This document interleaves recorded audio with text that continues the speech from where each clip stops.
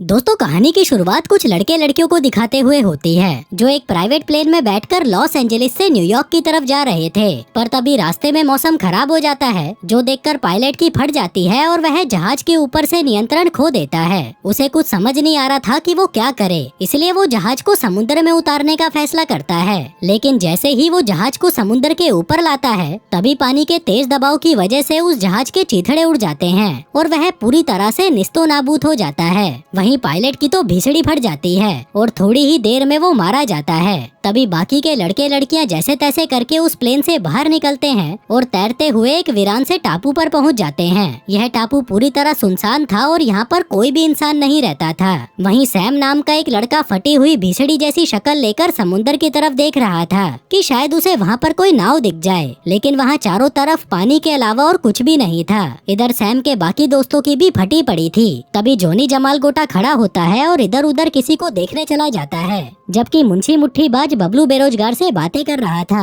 कहता है कि यार, हम इस आइलैंड से कैसे निकलेंगे। आज रात को मेरी बंदी मार्था अपनी पिंकी पिटवाने मेरे घर आने वाली थी और अगर आज मैं उसे घर पर नहीं मिला तो पिछली बार की तरह वो इस बार भी मेरे भाई को देकर चली जाएगी। अब काफी देर तक इधर उधर देखने के बाद भी जब उन्हें कोई भी बोट नजर नहीं आती तो जॉनी सबसे कहता है कि दोस्तों, शायद हमें टापू के अंदर जाकर देखना चाहिए, क्या पता हमें वहाँ पर कोई काम की चीज मिल जाए। जो सुनकर सभी उसकी बात मान जाते हैं और उसके पीछे जाने लगते हैं। थोड़ी देर बाद जॉनी जमाल गोटा और बबलू बेरोजगार वहाँ पर आग जलाते हैं ताकि उसे देखकर कोई उनकी मदद करने आ सके। दूसरी तरफ लड़कियाँ पेड़ों से फल तोड़कर खाने लगती हैं क्योंकि उन्हें बहुत तेज भूख लगी थी। जिसके बाद वो जलाने के लिए थोड़ी और लकड़ियाँ इकट्ठा करती हैं। दूसरी तरफ सैम को जंगल के अंदर एक कैबिन नजर आता है। वो जल्दी से उस कैबिन के अंदर जाता है और उसे देखकर बबलू बेरोजगार भी उसके पीछे पीछे आ जाता है। उस कैबिन के अंदर जाने का एक खुफिया रास्ता था। अब जब वो दोनों लड़के उस रास्ते से कैबिन के अंदर जाते हैं तो उन्हें वहाँ पर कुछ खाने पीने की चीजें मिल जाती हैं। थोड़ी देर बाद रात हो जाती है और बाकी के लड़के लड़कियां भी उस कैबिन में आ जाते हैं और उन्हें जो खाने का सामान मिला था उसको मिलकर खाने लगते हैं। लेकिन इसी बीच उन्हें एक हेलीकॉप्टर की आवाज आती है, जिसे सुनकर सभी जल्दी से बाहर भागते हैं और जोर जोर से मदद के लिए चिल्लाने लगते हैं। लेकिन वो हेलीकॉप्टर उन लोगों को देख नहीं पाता और वहाँ से चला जाता है। जिसके बाद सभी फिर से कैबिन में आ जाते हैं और बातें करते करते वहीं पर सो जाते हैं। अगली सुबह जब सैम उस टापू पर घूम रहा था तभी उसे वहाँ पर एक बैग मिलता है। सैम उस बैग को खोलकर देखता है तो उसमें से उसे एक स्विमिंग सूट और एक नेल गन मिलती है। थोड़ी देर बाद उस टापू के पास एक जहाज आता है। तभी सैम की नजर उस जहाज पर पड़ जाती है, लेकिन वो उसके बारे में किसी को नहीं बताता और छुपकर उस जहाज पर नजर रखने लगता है। दूसरी तरफ बबलू बेरोजगार की नजर भी उस जहाज पर पड़ जाती है, इसलिए वह उसे देखकर जोर जोर से चिल्लाने लगता है। कहता है कि भीड़ के दिनों हमारी मदद करो, हम यहाँ पर फंसे हुए हैं। तभी उस जहाज का कैप्टन भी उसे देखकर हाथ हिलाने लगता है। बबलू बेरोजगार जल्दी से कैबिन की तरफ दौड़ता है, जहाँ रास्ते में उसे पिंकी पहलवान मिलती है जो कि टट्टी करने जा रही थी। बबलू उसे उस जहाज के बारे में बता देता है, जो सुनकर वह जल्दी से अपने दोस्तों के पास जाती है और उन्हें बताती है कि मदद आ चुकी है और अब हम इस आइलैंड से निकलने वाले हैं। जिसके बाद सभी दोस्त उस जहाज की तरफ जाने लगते हैं। उधर उस जहाज का कैप्टन और उसका साथी एक छोटी सी बोट लेकर उस टापू पर आ जाते हैं। दूसरी तरफ सैम अभी भी छुपकर सब कुछ देख रहा था।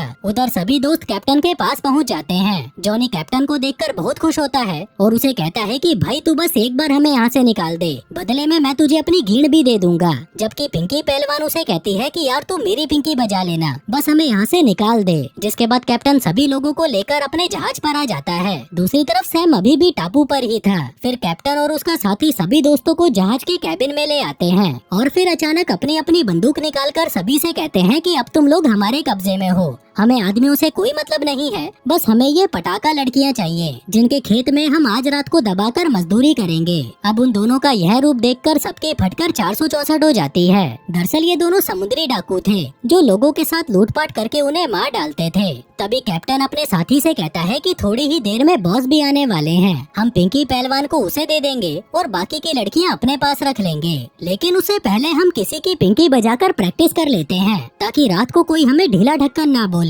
जिसके बाद वो कैबिन का दरवाजा खोलते हैं और मुन्नी मसालेदार को दबोच लेते हैं। कहते हैं कि सबसे पहले हम इसी के साथ शुरू करेंगे। लेकिन जब मुन्नी के दोस्त उन्हें रोकने लगते हैं तो वह उन लोगों को धमकाना शुरू कर देते हैं। मुंशी मुट्ठीबाज कहता है कि मैं तुम लोगों को ऐसा नहीं करने दूंगा। जो सुनकर वो दोनों मुंशी को भी कैबिन से बाहर ले आते हैं और उसे एक कोने में ले जाकर बांध देते हैं। जिसके बाद वो दोनों मुन्नी मसालेदार के पास जाते हैं और उसे दबोच लेते हैं। कहते हैं कि आज तो हम तेरी प्यारी तितली का चमगादड़ बनाकर ही रहेंगे। लेकिन इससे पहले कि वो लोग कुछ कर पाते तभी खिड़की का शीशा टूटता है और वहाँ पर सैम आ जाता है। जिसके बाद वो अपनी नेल गन से एक आदमी को वहीं टपका देता है। फिर वो जैसे ही शिप के अंदर आता है तो कैप्टन उस पर गोलियां चलाने लगता है। सैम उनसे बच तो जाता है लेकिन देखते ही देखते उस जहाज में आग लग जाती है। जिसके बाद सैम जल्दी से कैप्टन को मारकर बेहोश करता है और मुंशी मुट्ठीबाज के पास आकर उसके हाथ खोलता है।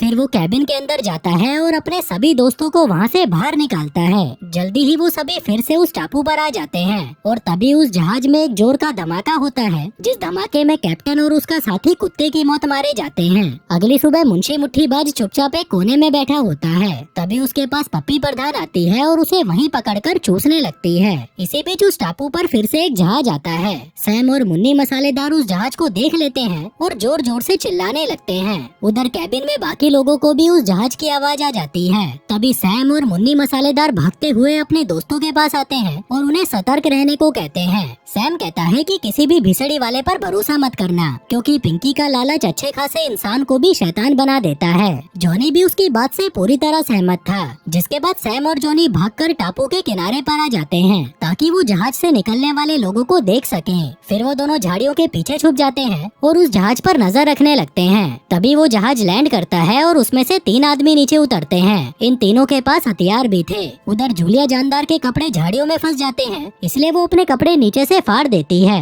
कहती है कि अब टांगे खोलने में परेशानी नहीं होगी। दूसरी तरफ वो तीनों आदमी उस टापू पर पहुंच जाते हैं, जिन्हें देखकर सैम जॉनी को अपनी नेल गन देता है और उसे वहीं रुकने के लिए कहकर जल्दी से अपने दोस्तों के पास जाने लगता है ताकि वो उन्हें सतर्क कर सके। लेकिन तभी जॉनी की गीड़ में पता नहीं क्या चूल मचती है और वो भी उठकर वहाँ से भागने लगता है, जिसे देखकर एक आदमी उस पर गोलियां चलाने लगता है। हालांकि जॉनी को कोई गोली तो नहीं लगी थी, लेकिन दूसरी तरफ गोलियों की आवाज सुनकर उसके दोस्तों की फट जाती है। दरअसल ये आदमी उन समुद्री लुटेरों का बॉस जोगिंदर जहरीला था, जो अपने चमचों को ढूंढने और पिंकी पहलवान की पिंकी बजाने यहाँ पर आया था। तभी सैम अपने दोस्तों के पास आकर कहता है कि उस जहाज में से 3 चूतिए निकले हैं और उन तीनों के पास हथियार हैं। अब सैम की बात सुनकर सभी दोस्त घबरा जाते हैं। सैम कहता है कि मेरे पास एक प्लान है, मैं और जॉनी जाकर उन तीनों को बंदी बनाने की कोशिश करेंगे और फिर उनका जहाज लेकर यहाँ से निकल जाएंगे। वो बबलू बेरोजगार से पूछता है कि क्या तुम्हें जहाज उड़ाना आता है? बबलू कहता है कि मैंने जहाज उड़ाना सीखा तो था, लेकिन कभी उड़ा नहीं पाया,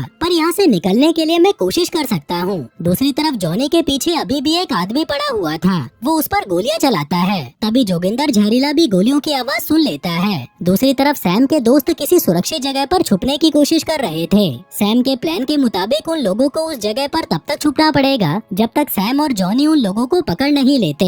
पर तभी सैम को जोगिंदर जहरीला और उसका आदमी घेर लेते हैं। अब सैम जैसे ही भागने लगता है तभी जोगिंदर जहरीला उसके पैर पर गोली मारकर उसे घायल कर देता है। उधर सैम के चिल्लाने की आवाज उसके दोस्त भी सुन लेते हैं। फिर जोगिंदर जहरीले के कहने पर सैम को कैबिन की तरफ ले जाया जाता है। तभी मुंशी मुट्ठीबाज वहाँ पर आता है और छुपकर उन्हें देखने लगता है। सैम को कैबिन में लाया जाता है, लेकिन जैसे ही वो आदमी उस खुफिया रास्ते को गौर से देखता है तभी अचानक से एक घुसंड आकर उसके मुंह पर लगता है, जिसके साथ ही वो बेहोश हो जाता है। दरअसल वो घुसंड उसे मुंशी मुट्ठीबाज ने मारा था। जिसके बाद सैम और मुंशी मुट्ठीबाज उस आदमी की बंदूक लेकर वहाँ से भागने लगते हैं, लेकिन उनके जाते ही वो आदमी फिर से उड़ जाता है। दूसरी तरफ वो सारी लड़कियां बबलू के साथ भाग रही थीं। दरअसल ये लोग जल्दी से टापू के किनारे तक पहुंचना चाहते थे ताकि ये जहाज में बैठकर यहाँ से भाग सकें। लेकिन तभी बबलू बेरोजगार उन्हें वहीं पर रुकने के लिए कहता है और फिर वो पानी में कूदकर उस जहाज की तरफ जाने लगता है। लेकिन उस जहाज में एक आदमी अभी भी मौजूद था। बबलू जल्दी से जहाज के पास जाता है और उस आदमी पर हमला करके उसे पानी में गिरा देता है। दूसरी तरफ जोगिंदर जहरीला पिंकी पहलवान को दबोच लेता है और कहता है कि मैं तेरी पिंकी बजाए बिना तुझे नहीं छोड़ूंगा। लेकिन तभी बाकी की लड़कियां भी वहाँ पर आ जाती हैं और जोगिंदर जहरीले को पकड़कर कुत्ते की तरह मारने लगती हैं। वो उससे उसकी बंदूक छीन लेती हैं और उसकी टांग पर गोली मारकर वहाँ से भाग जाती हैं। उधर जॉनी भी मौका देखकर अपने पीछे लगे आदमी को पहाड़ी से गिराकर जख्मी कर देता है और वहाँ से भागने लगता है। दूसरी तरफ बबलू बेरोजगार उस जहाज को चालू कर देता है, पर क्योंकि वो पहली बार जहाज उड़ा रहा था तो उसकी फटकर 464 हो रखी थी। तभी जॉनी भी पानी में कूदकर उसकी तरफ बढ़ने लगता है ताकि जरूरत पड़ने पर वो उसकी मदद कर सके। उधर वो लड़कियां भी जोगिंदर जहरीले की बोट चुराकर उस प्लेन की तरफ जाने लगती हैं। लेकिन सैम और मुंशी मुट्ठीबाज के पीछे अभी भी जोगिंदर जहरीले का एक आदमी लगा हुआ था। तभी उसे बचने के लिए वो दोनों पानी में कूद जाते हैं। लेकिन इसी दौरान वो आदमी उस जहाज पर गोलियां चलाने लगता है, जिसके जवाब में जॉनी भी रैम्बो की तरह उस प्लेन पर लटककर उस पर गोलियां चलाता है, जिस दौरान एक गोली सीधा जाकर उस आदमी की घेण पर लगती है और वो वहीं पर ढेर हो जाता है। जिसके बाद सभी दोस्त उस जहाज पर पहुंच जाते हैं और वहां से निकलने लगते हैं। लेकिन तभी जोगिंदर जहरीला उठकर उस जहाज पर गोलियां चलाना शुरू कर देता है और इससे पहले कि वो उस जहाज को खराब करता, बबलू बेरोजगार उस जहाज को लेकर वहाँ से निकल जाता है और सभी उस टापू से भागने में कामयाब रहते हैं, जबकि जोगिंदर जहरीला उस टापू पर अकेला रह जाता है। और दोस्तों, इसी के साथ ही ये कहानी यहीं खत्म हो जाती है। धन्यवाद।